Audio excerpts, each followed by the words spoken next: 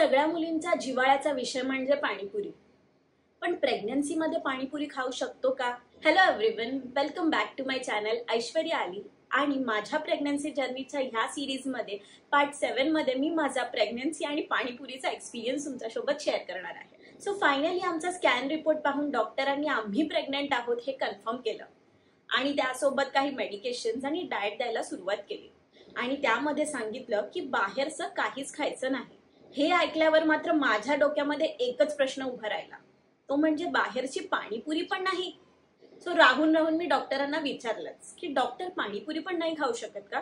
त्यावर डॉक्टर हसल्या आणि मला फक्त म्हणाल्या नाही, कारण बाहेरच्या पाणीपुरीमध्ये कसलं पाणी असतं, त्यामध्ये कसल्या वस्तू यूज करतात, त्याची क्वालिटी कशी असते, हायजिनिकचा प्रश्न असतो.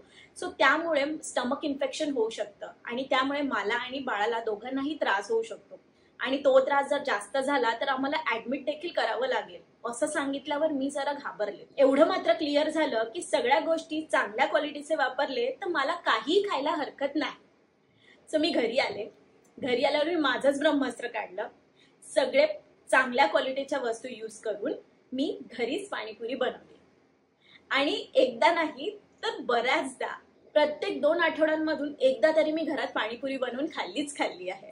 सो असा होता माझ्या प्रेग्नन्सी मधला पाणीपुरीचा एक्सपिरियन्स. कदाचित मला ह्याचेच डोहाळे लागले असावे. पुढच्या व्हिडिओमध्ये मी शेअर करणार आहे नॉशिया आणि कोरड्या उठण्याचा प्रकार माझ्यासोबत कसा झाला. आणि तुमचा काही असा एक्सपिरियन्स असेल तर नक्की कमेंटमध्ये सांगा.